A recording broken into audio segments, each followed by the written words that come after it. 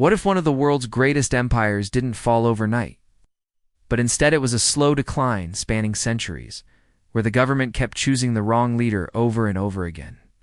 That would be so frustrating for the people living back then. It would definitely make our jobs as historians way easier, if we were constantly second-guessing whether or not someone else was really in charge. The problem is reality doesn't always give us nice, clean stories.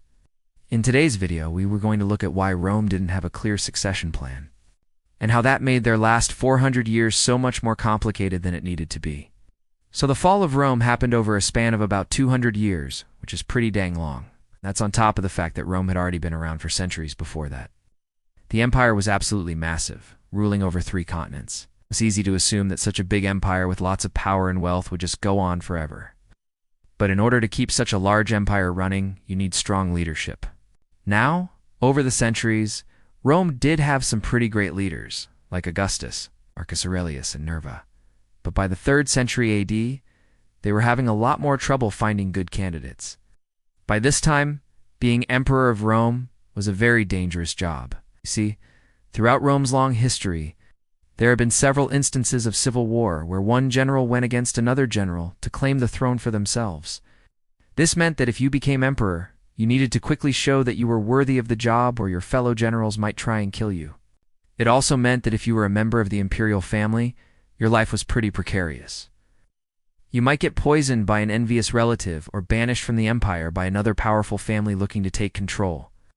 In order to deal with this, Roman emperors had started to adopt a system of co-rulers, which meant that you shared power with another person, often a close family member. Sometimes this worked out well, like when Augustus shared power with his stepson Tiberius. But other times it was a recipe for disaster, like when Caligula tried to rule alongside his own mother, Julia. But this system of having multiple rulers proved to be very popular, and by the 3rd century AD, Rome was trying to manage not 1, not 2, but 5 imperial families all vying for power. Now these families weren't ruling as individual emperors like in the past. Instead, each family had a senior emperor, kind of like the head of the family, and then junior emperors who would rule alongside them. The senior emperors were usually pretty old, since becoming emperor was a very stressful job, and you could only serve for so long. So the younger members of the family had a lot of responsibility thrust upon them at very young ages. So let's take the Severs, one of Rome's ruling families. The senior emperor was Septimius Severus, who was the father of 2 young boys, Caracalla and Geta. Since he was getting older, he decided to make Caracalla the new junior emperor, while he continued to rule as the senior emperor. Just as Augustus had done before him with Tiberius. Well, everyone loved the idea of having a young, energetic junior emperor, except for, well, almost everyone.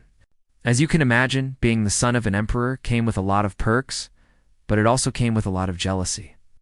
A lot of people wanted to be emperor, and they didn't think that a young boy should be taking up that much power. Soon after Caracalla took office, he got into a huge fight with his grandmother, Julia Maesa. Then, when Septimius died in 211, Caracalla inherited the title of senior emperor, and he wasted no time in showing that he was a very different ruler than his father. He began selling off grain from the Roman storehouses at low prices and reduced taxes. Now, normally, this would be seen as a very positive thing, right? Well, not necessarily. See, up until now, food and grain had been doled out to the public at discounted rates as a way of keeping the people happy and making sure they knew that the emperor cared about them. It was a way of buying their loyalty. By lowering the price, Caracalla was sending the message that he didn't care about winning the favor of the people. But don't worry, because Caracalla had a solution to this problem. He turned the bread and grain that had been free to a discounted rate, and then charged full price for everything else. This included prostitutes, who now had to pay for their licenses, and even gladiators, who had to pay for their armor.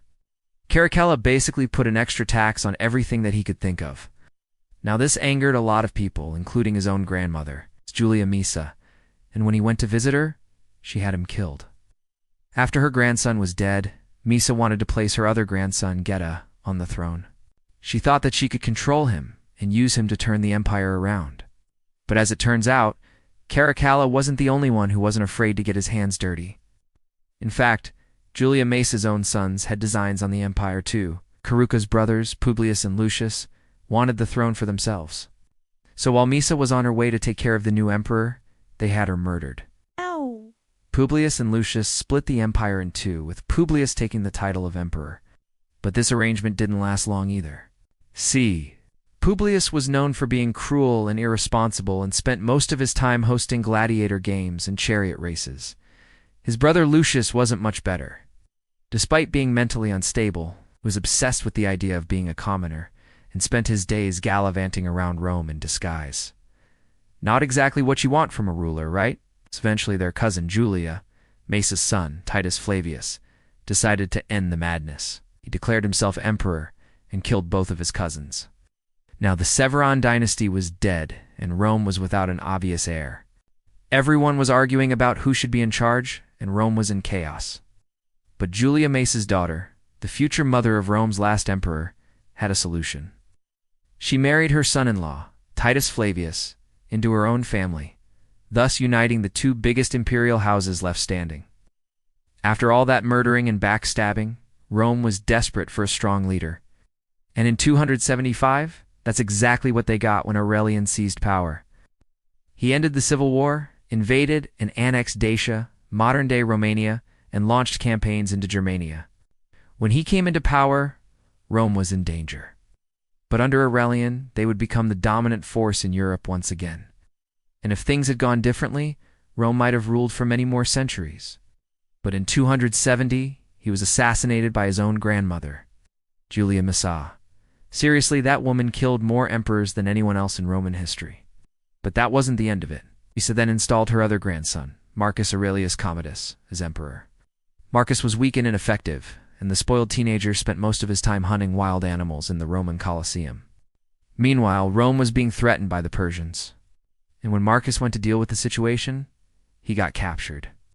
Now, according to legend, he was actually a secret badass, because when he was given the option to be set free or have his eyes torn out, he chose to have his eyes torn out rather than submit to the Persians. So props to him for that. But in reality, it probably means that his eyesight was very poor anyway. Either way, when news of his capture reached Rome, Julia Maesa panicked and named her other grandson Lucius as the new emperor.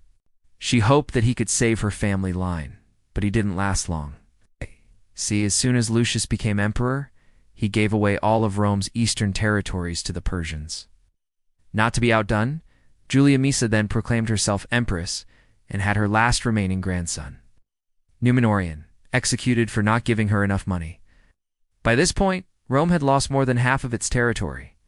But Maesa thought that she could fix it by marrying her granddaughter to the king of Persia, except the king of Persia had a lot of demands. He wanted all of the gold in Rome's treasury in the province of Asia Minor. In exchange, he promised to return the rest of the eastern provinces to Rome. So naturally, Julia Maesa said yes.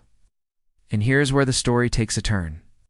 After gaining all of that gold, the king of Persia never gave back any of the provinces. So Rome was now stuck in the west with no allies and no hope of regaining their former glory.